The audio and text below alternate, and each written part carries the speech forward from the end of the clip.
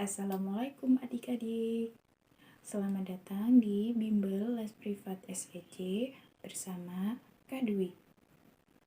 Sebelum Kak Dwi memulai materi hari ini, Kak Dwi ada satu pertanyaan nih. Apa yang kalian gunakan ketika di musim dingin? Ayo, pakaian apa yang kalian gunakan ketika waktu musim dingin? Iya, benar, jaket atau pakaian yang berbahan tebal. Kenapa sih kalian kok memakai jaket atau pakaian yang berbahan tebal ketika musim dingin? Iya, karena kalian menyesuaikan lingkungan yang bermusim dingin untuk menghangatkan tubuh, bertahan dengan lingkungan yang lagi bermusim dingin.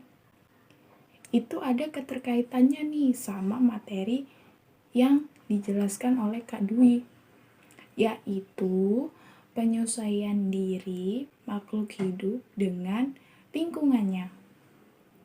Apa sih Kak penyesuaian diri makhluk hidup dengan lingkungannya? Daripada penasaran, yuk simak terus videonya. Adik-adik tahu nggak bahwa selain manusia, hewan dan tumbuhan juga menyesuaikan diri dengan lingkungannya. Penyesuaian diri ini biasanya disebut dengan adaptasi.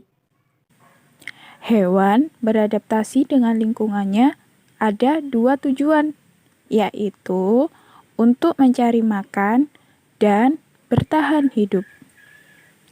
Contohnya apa sih Kak?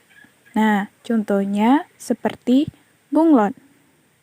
Dia dapat mengubah warna kulitnya agar terhindar dari musuhnya.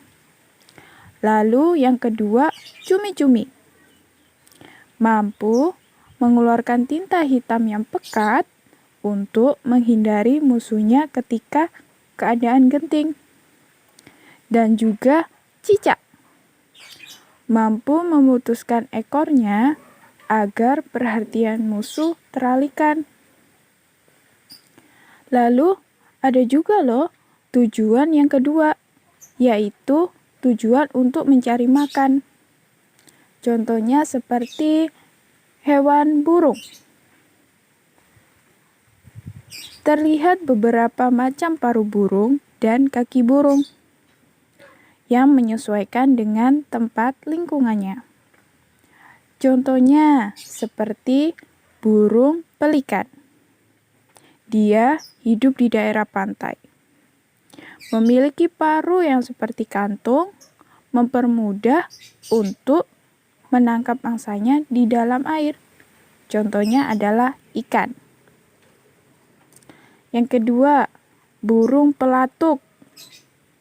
Memiliki paruh yang runcing, tajam, dan panjang agar dapat menangkap mangsanya, yaitu serangga. Adik-adik, sepertinya yang kita tahu serangga hidup di dalam pohon yang sudah lapuk kan?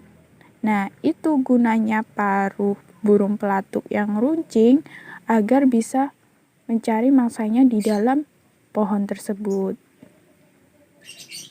Terus adik-adik tahu nggak? Selain itu, serangga juga memiliki bentuk mulut yang berbeda-beda sesuai jenis makanannya. Salah satu contohnya yaitu nyamuk. Memiliki bentuk mulut yang panjang seperti jarum untuk menghisap darah.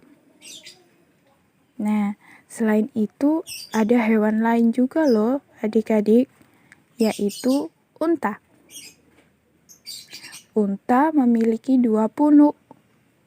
Salah satu punuknya untuk menyimpan cadangan makanan, yaitu lemak. Selain hewan yang disebutkan tadi, tumbuhan juga beradaptasi dengan lingkungannya.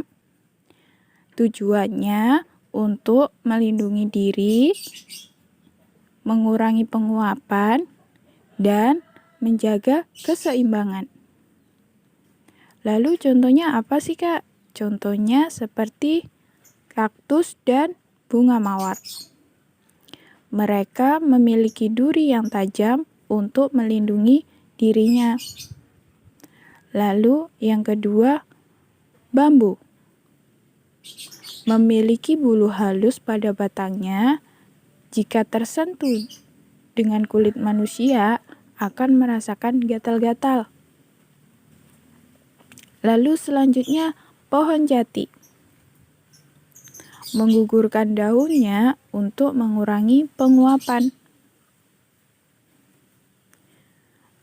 Lalu ada juga loh kaktus.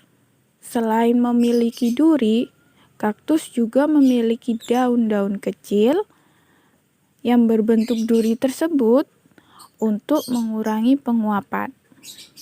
Dan juga memiliki batang yang lebar dan besar untuk menyimpan cadangan makanan yang berupa air. Selanjutnya, yang terakhir nih, teratai. Memiliki daun lebar dan tipis agar mempercepat penguapan. Tentunya adik-adik tahu kan lingkungannya teratai itu di mana? Iya, di air. Makanya teratai memiliki daun lebar dan tipis untuk mempercepat penguapan dan bernafas. Nah, lalu selain itu, adaptasi juga ada beberapa macam loh adik-adik. Berapa macam, Kak? Nah, Kakak akan kasih tahu ya. Adaptasi ada 3 macam. Yang pertama yaitu adaptasi morfologi. Apa sih adaptasi morfologi itu? Adaptasi morfologi itu penyesuaian bentuk dan alat tubuh organisme dengan lingkungannya. Contohnya, paruh dan kaki burung yang berbeda-beda. Seperti burung pelikan, pelatuk, elang, dan jenis unggas lainnya, yaitu bebek. Lalu, contohnya pada tumbuhan apa? Contohnya pada tumbuhan, biasanya bentuk daun dan akar pada tumbuhan berbeda-beda, tergantung tempat hidupnya.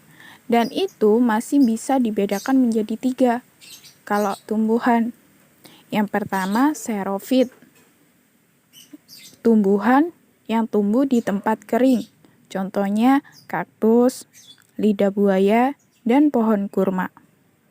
Yang kedua, hidrofit, tumbuhan yang tempat hidupnya di tempat berair. Contohnya teratai yang sudah kakak sebutkan tadi. Terus yang ketiga, higrofit, tumbuhan yang tempat hidupnya di tempat lembab. Contohnya tanaman pakis dan lumut. Lalu macam-macam adaptasi yang kedua apa? Ya, adaptasi fisiologi. Apa sih Kak adaptasi fisiologi? Nah, adaptasi fisiologi ini penyesuaian fungsi organ-organ tubuh untuk bertahan hidup. Contohnya, yang pertama pada manusia nih, pupil mata yang membesar di tempat yang gelap, dan pupil akan mengecil di tempat terang. Lalu, selain manusia, ada juga nih tumbuhan, yaitu tumbuhan pakis. Menggulungkan daun mudanya di tempat yang lembab. Adik-adik tahu sendiri kan, pakis hidupnya di daerah lembab gitu. Terus, adaptasi yang ketiga, yaitu adaptasi tingkah laku. Ini adaptasi yang terakhir nih. Apa ayo pengertiannya adaptasi tingkah laku? Ya, adaptasi tingkah laku makhluk hidup untuk bisa menyesuaikan diri dengan lingkungannya. Jadi, adaptasi tingkah laku itu berdasarkan tingkah laku si hewan ini. Contohnya, pada manusia, ketika mendengar petir, akan menutup telinganya. Itu secara otomatis tuh. Ketika kalian mendengar petir, akan segera menutup telinga. Lalu yang kedua, pada tumbuhan. Contohnya bunga matahari. Ketika tumbuh, ia akan mengikuti arah sinar matahari. Terus yang ketiga, pada hewan. Kalau pada hewan ini bunglon. Yang tadi kakak jelaskan tadi, bunglon memiliki kemampuan mimikri, yaitu mengubah warna kulitnya sesuai tempat lingkungannya. Terus ada lagi nih selain bunglon, cicak. Cicak memiliki kemampuan autotominya, bisa memutuskan ekornya untuk melabui musuhnya. Nah, adik-adik, sekian penjelasan dari kakak. Semoga bermanfaat dan adik-adik paham. Nantikan video kakak selanjutnya ya.